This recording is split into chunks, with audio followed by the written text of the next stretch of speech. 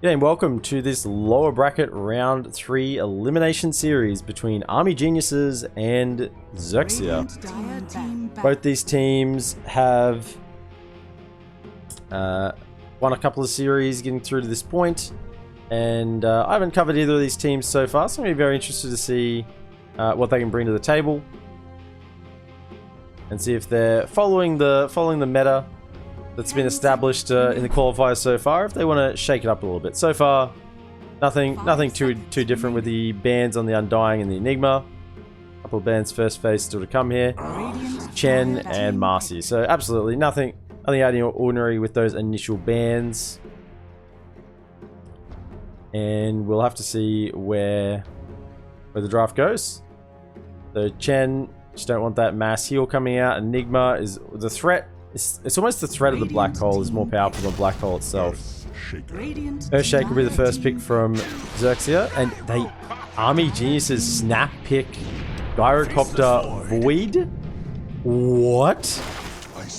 Nature's Prophet from XERXIA. Okay, so the way I'm seeing this is a couple of different ways. This could be an offlane Void support copter. Could be safe lane Void and a support Gyrocopter. Could be just an offlane Void and a mid Gyrocopter, or an offlane Void and a safe lane Gyrocopter. I mean, Gyrocopter is a good hero to input damage into a chrono, and if you want to make sure you get that strong team fight off the bat, I mean, you just pick those two heroes, right? So whether these two are cores, I'm still a little bit unsure of. I think Faceless Void will be a core in some capacity. I think Gyrocopter has more of the opportunity to perhaps be played from the support role.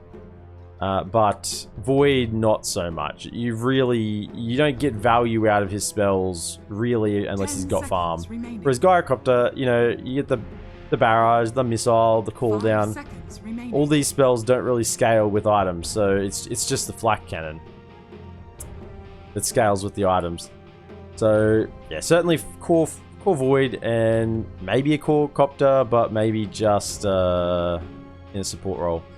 XERXIA went for the Earthshaker and then the Nature's Prophet. So they want a little bit of global potential, push capacity against this greedy looking lineup from AG. Gyrocopter with the flak cannon can clear out the treants pretty easily, something to consider. And blink daggers are occasionally cancelled on Earthshakers from a flak cannon attack, causing the echo to just you know, 10 seconds echo right on top of the ground before blinking in. Something to be careful about there. Second phase bans Beastmaster and TA so far for AG, Bat and Pudge for XERXIA. When you look at these heroes that are banned here, Beastmaster, Bat and Pudge all have really strong single target lockdown. So both teams valuing getting those sort of picks out of the game. And see if they want to keep banning that single target lockdown, or if they want to go more towards a sustain ban, maybe saving support ban, maybe more damage inside the chrono is something they need to think about banning out here. There's still a Skywrath Mage available, there's still Snapfire, and if this is an offlane Void, you really do want the damage to come in from exterior sources.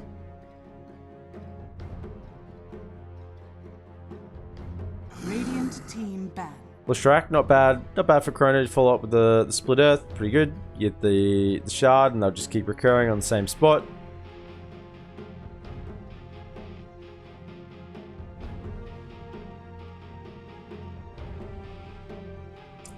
I'm interested to see if ArmyGeniuses, how they want to play this Void. Yeah, it's Vodka, welcome in to the stream, morning to you. Morning to you. Covering AG versus XERXIA today. Apparently you do not have work today. Okay, feels good, man. So no 9-day work streak. I mean, that means you're going to be enjoying the draft and subsequent casting of AG versus XERXIA, followed by Execration versus Neon today. AG really thinking about this 4th or 5th ban here. They did get rid of the TA. They're thinking about that safe lane. If Nature's Prophet wants to be running the safe lane, it's more likely to be taken to the off lane at this early stage in the drain, in the draft. Already left home and all. Fair enough. That works out then. Prophet is a hero a little bit like Alchemist. In that Prophet's spells are not particularly strong. Radiant Like team his abilities aren't like super strong compared to other similar like abilities. Yeah, the global teleport is obviously insane, but the Nature's Call, it's good, can take damage. They're not great, and the Sprout is it's very easily countered. We just get a Quelling Blade, and all of a sudden it doesn't do anything. So, in terms of how Nature's Prophet deals damage and has impact, it's with the items that he gets, because he's such a fast farmer, can flash farm pretty quickly with those treants, and just with the global potential around the map.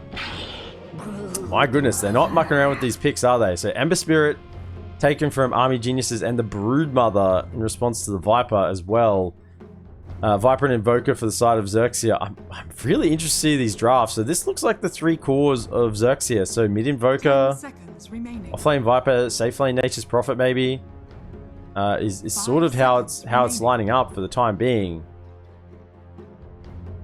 AG on the other hand, it's still a bit of a puzzle what this draft is.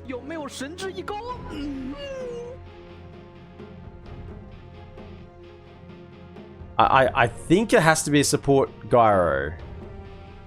I think we're seeing a support Gyro. Ember has to be core in some capacity. So Ember mid, Faceless, safe lane, Broodmother off lane, support last pick. I mean, I guess you're just trying to get that value damage in the chrono from the support Gyro, plus a little bit of fairly... Gyro's not a bad laner either, actually. You get the barrage, and it's pretty strong. There's not really anyone who can stand up against the level 1 barrage. Final bans, Naga and Slark get taken out by AG, and PA and Bloodseeker get removed for XERXIA. XERXIA believe that AG still have their safe laner to pick here. They've removed a PA and a Bloodseeker. Do they think this is a support Void?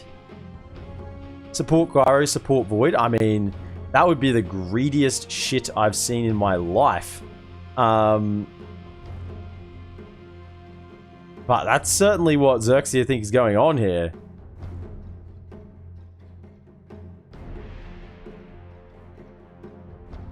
I mean, you can't really have Broodmother or Ember as support, is what I'm thinking here. Monkey King last pick. I mean, both these drafts. What is this greed? So it has to be like a 4 Monkey for Vision. Yes, or a 4 Invoker if you want the Monkey safe lane, Prophet off lane, Viper mid, support Invoker and support Earthshaker. If everyone is greedy, no one is. Yeah, like they're saying sort of like if you guys are being greedy, then we're just going to double down the greed as well. What the actual... Okay, what? So... so it's a 1 Weaver. It's a DB Weaver.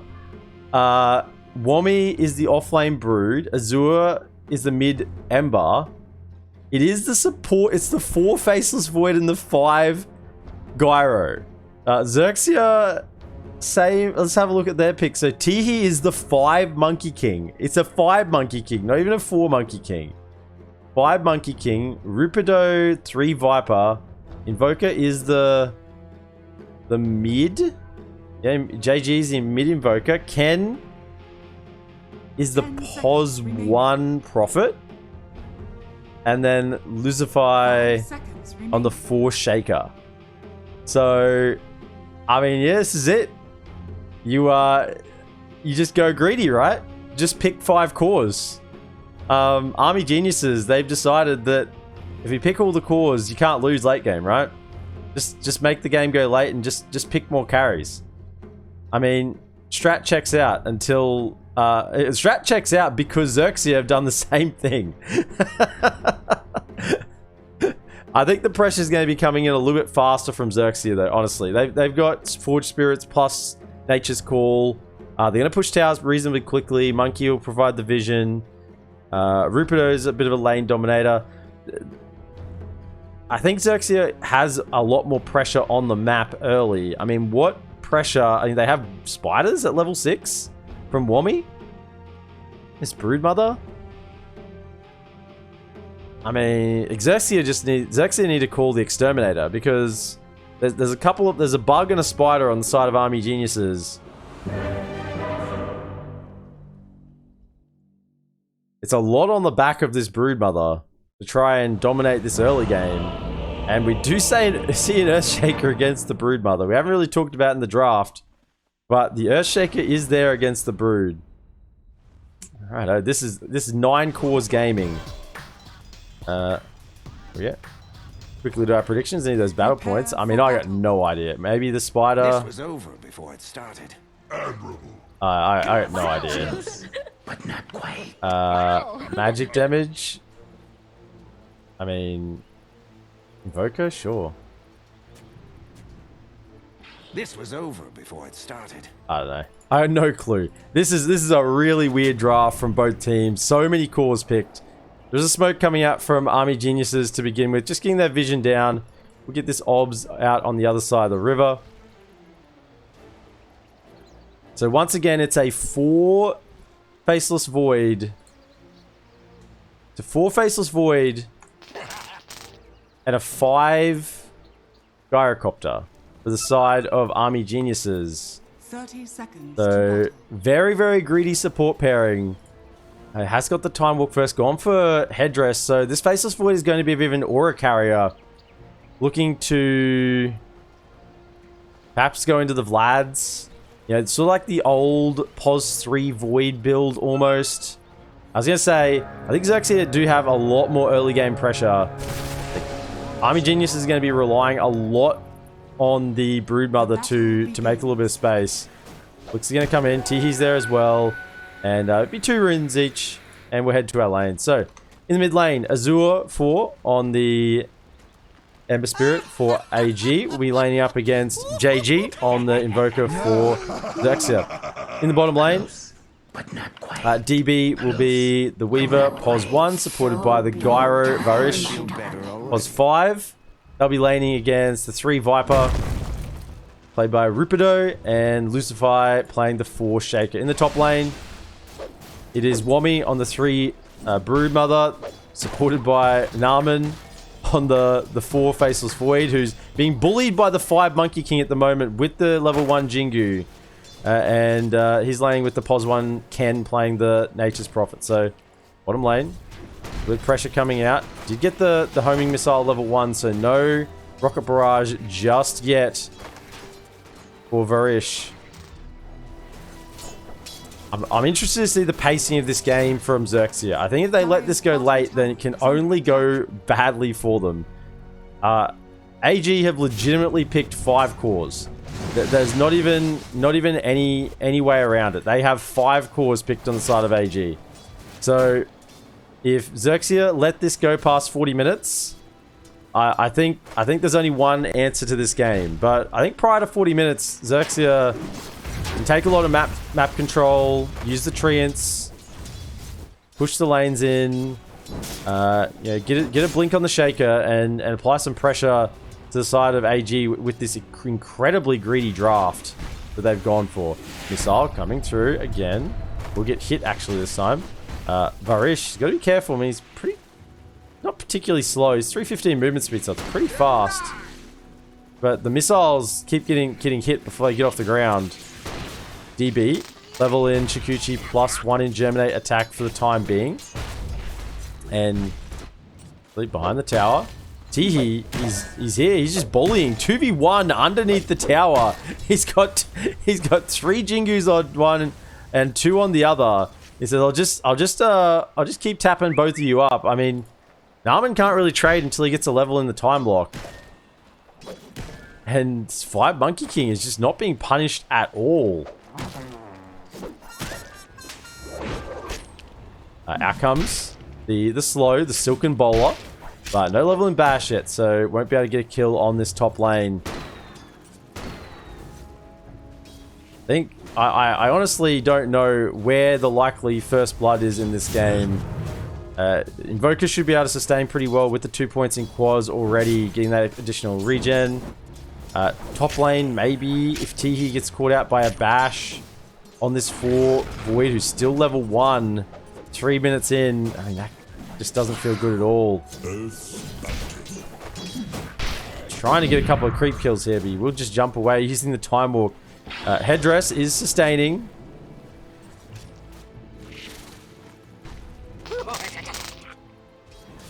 I think mid lane. If you just look at mid lane in this game, you know it's an Invoker versus an Ember. That looks normal enough. Let's hang around here for a little bit. That'll restore our sanity of what we're actually seeing in this game, because you know that seems reasonably normal. We are seeing the pretty heavy counter here for the Flame Guard in the Cyclone. So Cyclone will immediately dispel off that Flame Guard, and you won't be able to use it unless, of course, you wait for the Cyclone to be used. Here comes the rotating Void. He jumps in and chucks down the time dilation. Rotating in is the 5 Teehee on the Monkey King as well. And there's 5 heroes mid.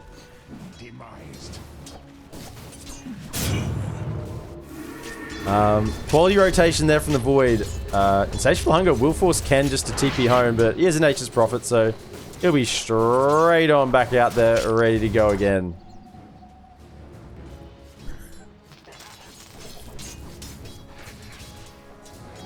In the bottom lane, Rupido seems to be going fairly well. You know, 18 last hits here. The Weaver 18 as well. So actually, this might be the first blood. Missiles coming out onto Lucify. DB, he hasn't got another Kyuchi yet, but Varish, he tried to commit in with the Rocket Barrage. It's level 2. Rupido might be the one to go down. The last clicks are coming through. The Fairy Fire, actually the first blood goes to Lucify to the Weaver. Oh, the Fairy Fire, that last little attack coming through, Rupido saves it. And Lucify will collect the first blood.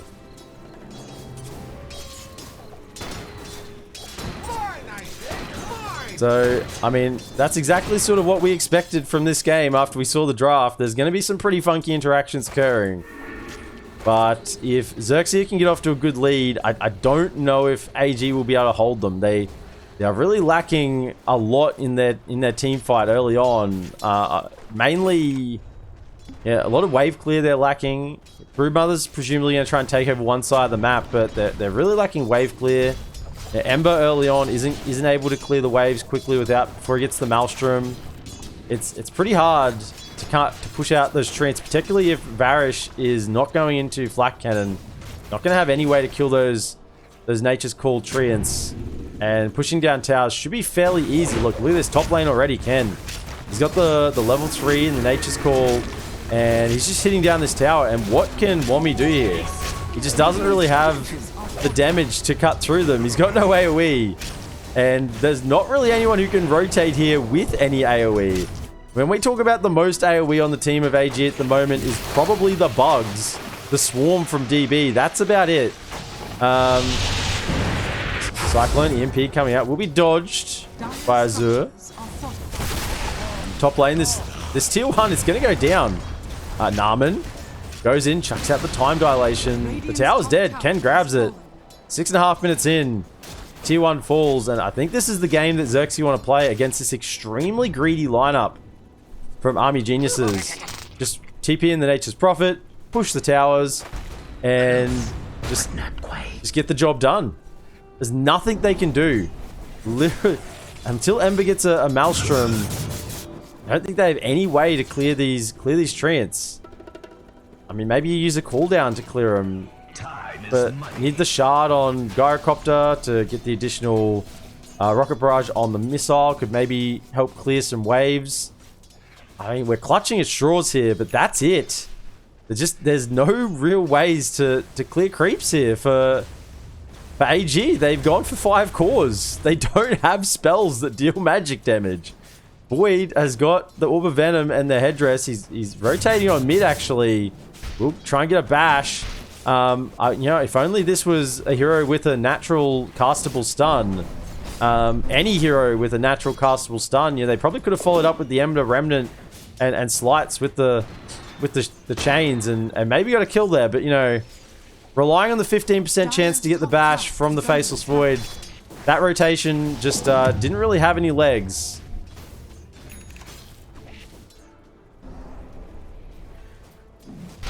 Oh, he does actually get the bash now, but stun comes out. Nama will jump away. Here comes Nature's Prophet. Azure probably will get focused down. Level 7 has another Sleight of Fist. They will eventually get the kill. Varish running away. He's quite speedy. And yeah, AG getting a kill with the 5-core lineup. Everyone is going to be important for him. Every little... So this becomes a game of time. This is a game of time for AG. Every time something little goes their way, they just get a little closer to victory. Just anything. Any small thing. Get them a little bit closer to victory. And here's the rotation from Ember. Azure 4 is going to have to do so much this game. Gyrocopter with the Rocket Barrage, but Azure, Sleight of Fist will get the last little bit of damage through. Ember is going to have to carry this early game incredibly hard.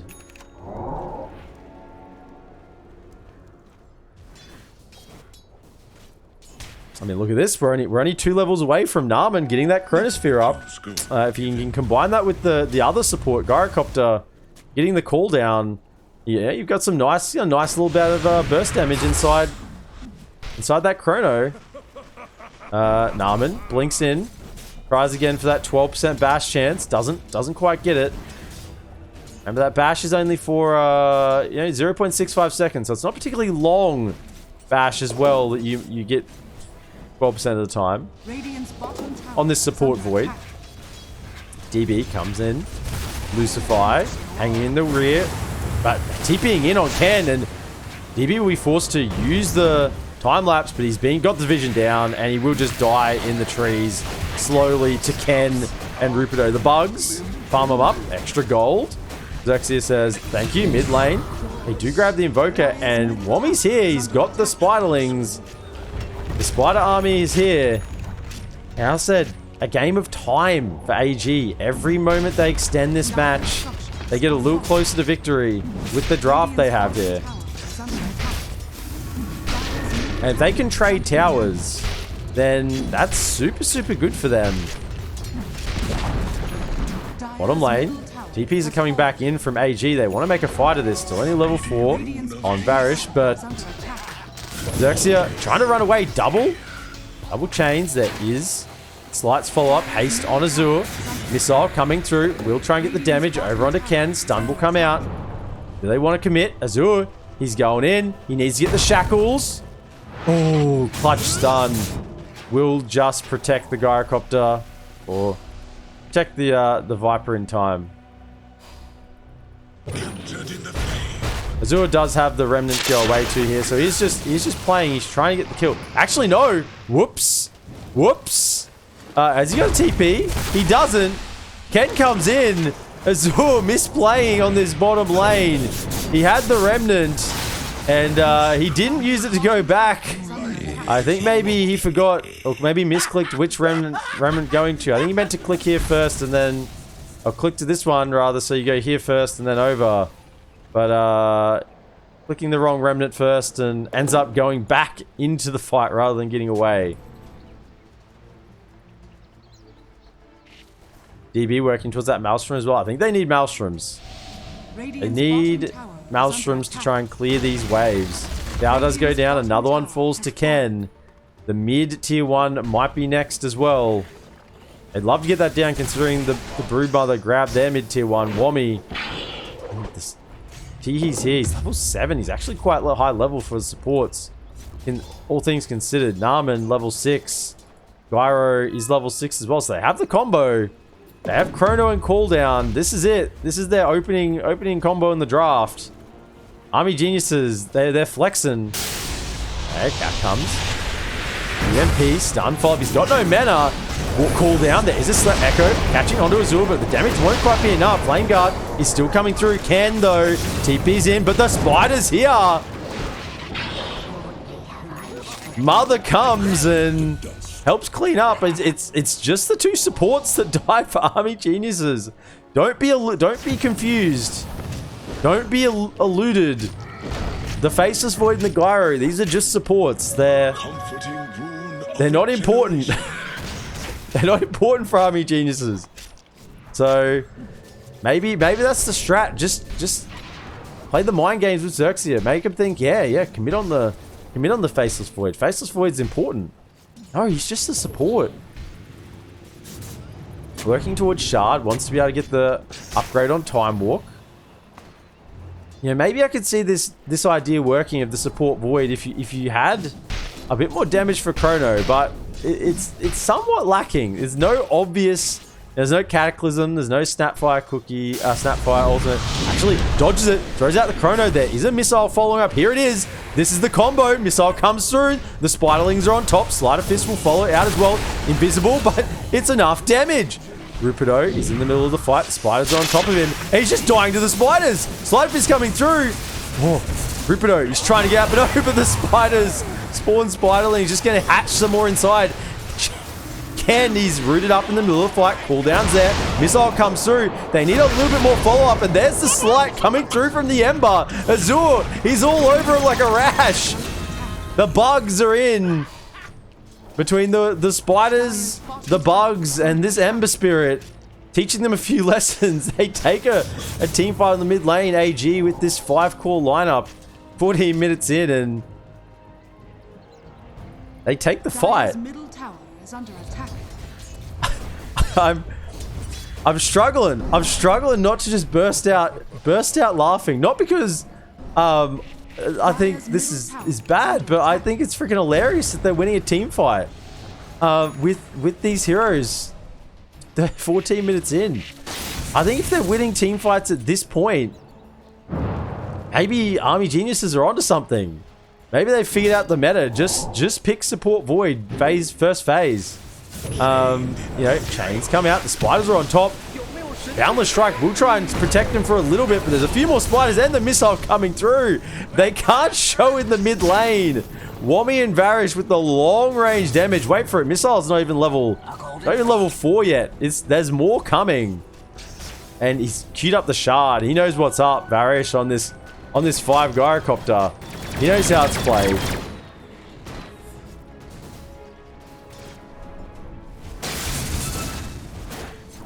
Ken working into the Gleipnir. Gleipnir, depends on how you like to pronounce your Viking words. Azur finding out, actually kills the tree. 4-second stun. We'll try and have the damage. Flame Guard has run out, but with DB turning up, Tihi will be in a lot of trouble. Back in the mid lane, Rupido, he's just dying to the spiders. He can't stay alive even under the effect of the Nether Toxin. These spiders with the Wraith Pact working into a pipe inside as well. Wommy's all in on the spiders. He knows he is on mid-game duties. Between him and Ember, they have to carry this mid-game. Down bottom, JG looking for a jump onto DB. Ken ready to TP in. They saw Weaver. You know he's around. It is night time. JG has a sentry if they had enough lockdown, but they will just decide better not to go for that one.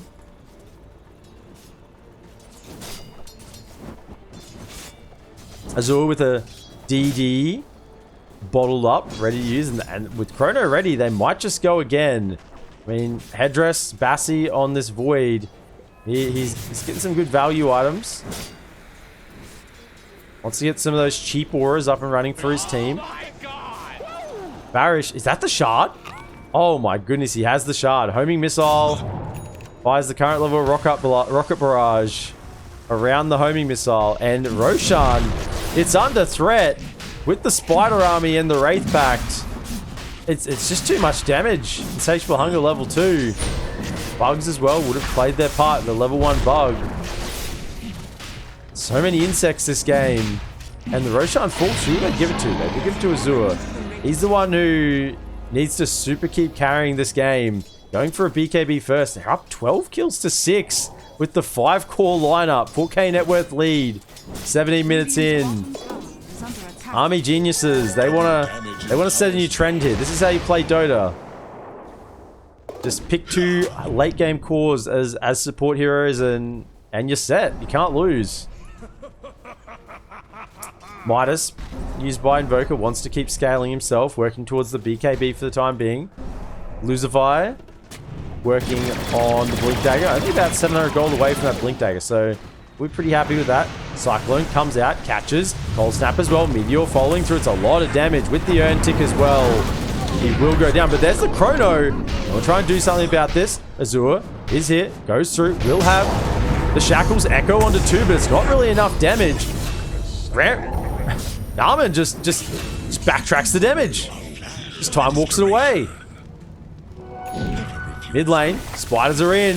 Wommy, he actually might get caught out here. He's TPing away. He will live. For once, the spider was caught. He was in trouble. And the 3 heroes couldn't do enough. But comes forward Azure. And the Weaver. DB's in the same area. They're getting damage onto Ken. Ken will fall. Root comes out, but the time lapse. We're getting back to full health. Yeah, just TP out. And you count those stuns and you know there's none left. That's all you need to do. So now 7k net worth lead for ArmyGeniuses. And Chrono, it's up again in 100. You got to be careful there in this Chrono. Ball down, ready to be used, but the shard on the homing missile is the real value play. In fact, here it is. Here comes the shard on the homing missile. Look at the damage is pumping out. This is from the support Gyro. Here comes the BKB on Azure. The Invoker will fall and Ramdan. Narman's there. I don't know why I call him Ramdan for a second. Narman's there. With the time dilation. And I mean, this Ember Azure, he's doing so much work. He just seems to be everywhere, always constantly pressuring this map. And with the support of his Void and Gyro, they can pretty much go wherever they want. Ken has decided that the safest place for him to farm away from the spider is in the opposing triangle. He's probably not wrong. There's no vision here, so pretty safe during nighttime. Not so much during daytime. With a little bit more vision from the towers, they might just catch a glimpse of something.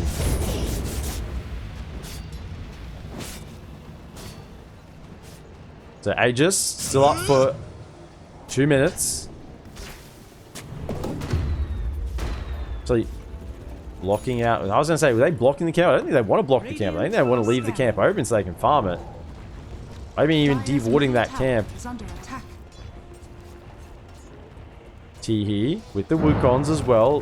Gone for the Blightstone and Orb of Corrosion. So double minus armor.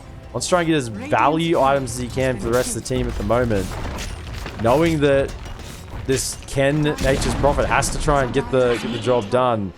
ArmyGeniuses though, they're onto the high ground with the spiders. Narman has the shard. And just look at it, he's just dying long range. Rupido just dies to the spiders underneath the tier 4. Wommy is just bullying XERXIA right now. Absolutely bullying. I mean, who just died then? That's just DB getting a solo kill on the Invoker.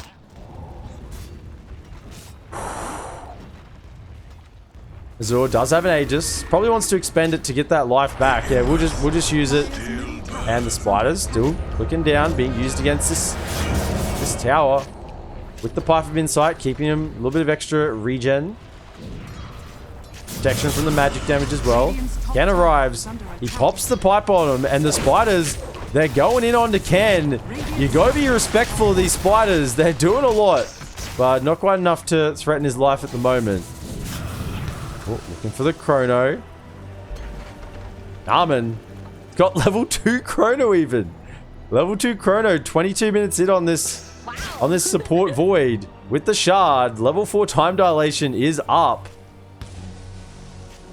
Gyrocopter working towards a 4-staff. No, he doesn't need the Aghanims. Probably certainly not what he doesn't need, but yeah, he's got plenty of items he can get value from. Particularly items that can keep himself alive. Spiders going in. There's the chrono. They're dropping it down. Missile coming through. Cooldown on top. Ken, he's getting bashed by Naaman. Wobby goes in as well. And they get the kill on the Prophet. In the mid lane, they're looking for more. Remnanting through onto the Viper. BKB popped on Azure. There's the missile with the barrage doing the damage. And the stun lasts for long enough for Azure to get the damage done. And he's looking for more. Teehee. 5 Monkey does manage to jump away just in time. He's going for a BKB as well. The ArmyGeniuses greed is working out, as it looks like they're going to take this bottom tier 2 as well. Only one tier 2 left on the side of XERXIA. I mean, this is desperation right here as an Invoker. You're sunstriking a ranged creep to make sure you get some farm. That's how dangerous it is to go out on the map right now, knowing that they just don't have any chance to kill anyone right now. There's just too much damage coming out, and my goodness, left it on last hits for this long. I've been so enwrapped by this game. I'm just loving this game. This is fantastic Dota. This is why I love Dota, because you can just play any way you want to, and you know what?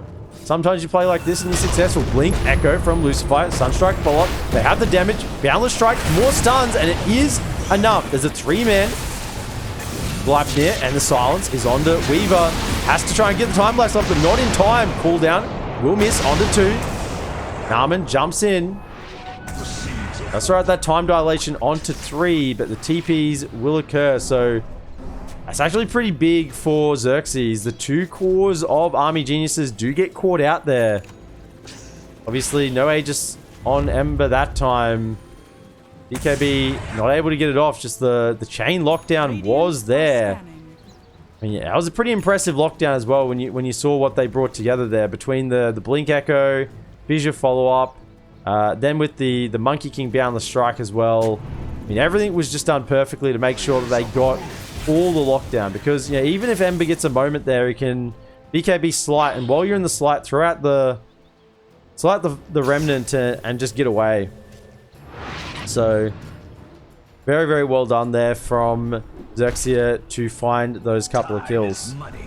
And that might just slow ArmyGeniuses down a moment. I think they're cackling in their chairs at the moment at this last 25 minutes that somehow this plan could work so well. You know, just pick big AoE spells. What are the biggest AoE spells we can think of? And let's just pick them for our supports. You know, that's how you do it. Not big AoE spells that can be channeled, because, you know, they can be interrupted. Just big AoE spells that you just press and cast, and there you go. That's your support pick. Faceless Void, Gyro. Naaman working into a Lotus Orb even, so we'll look to dispel the Cold Snap, any silences that are coming out, the slow from the Monkey King. Quite a few abilities that can be countered or dispelled. Weaver will get stunned as well.